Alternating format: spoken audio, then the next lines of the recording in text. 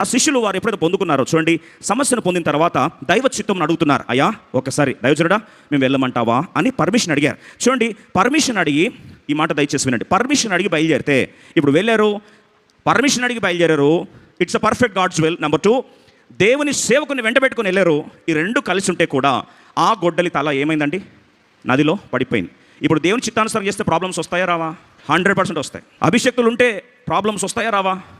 వస్తాయి. వారి యొక్క అద్భుత నైజం ఏంటంటే, ఆ ప్రవక్తల శిష్యులు వారు ఎక్కడికి వెళ్ళినా సరే సహవాసము, దేవుని సేవకుడు, అభిషక్తుడు, వాక్పరిచర్య చేస్తున్నవాడు ఎప్పటికీ వారితోనే ఉండాలని సహవాసంలో ఎప్పుడు రాజీ పడలేదండి.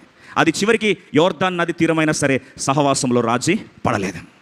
There is a beautiful mystery for the importance of church. ఆ దైవజనుడు వాక్పరిచర్య ఒక ప్రాంతంలో కాదని చేశాడు. గిల్గల్లో చేస్తున్నాడు, ఎరికోలో చేస్తున్నాడు, బేతేల్లో చేస్తున్నాడు. ఒక మాటకు చూస్తే సమయలు కూడా తన రామాను తన సొంత ప్రాంతంలో, సొంత ఊరిలో అనేకులు వచ్చి తన వాక్పరిచర్య వారు అనేకులు ప్రవక్తల శిష్యులు ప్రవక్తల ప్రాంతంకి వచ్చేశారు. అయితే వాళ్ళందరూ కూడా ఈ అభిషేకం ద్వారా నింపబడుతున్న వారుగా, వారు కూడా అభిషేకాన్ని అనుభవిస్తున్న వారుగా ప్రవక్తలు ఉన్న సందర్భంలో సౌలు ఎప్పుడైతే వారి సహవాసంలోకి వచ్చాడో ఒక అనామకుడు కూడా అభిషక్తుడుగా మార్చబడ్డాడు. ఈ పవర్ దేనికి ఉంది? సహవాసానికి ఉంది. అందుకొరకే అభిషేకము ఉన్న ప్రాంతము, always be careful, always give the highest regard to the place where there is anointing. అభిషేకం ప్రవహిస్తున్న ప్రాంతానికి ఎప్పుడు మన జీవితంలో పెద్దపీట వేయాలి. ఎందుకంటే అభిషేకం ఉన్న ప్రాంతంలో అనాయింటింగ్ ఈజ్ కంటేజియస్. అభిషేకం అనేది అంటుకుంటుంది. అది అంటే అద్భుతంగా అభిషేకానికి అంత సత్తా ఉంది. అదేం చేస్తుంటే అది ప్రవహిస్తుంది. ఆ తైలము వల్ల అహరోను గడ్డములో నుండి అది ఏమవుతుందంట?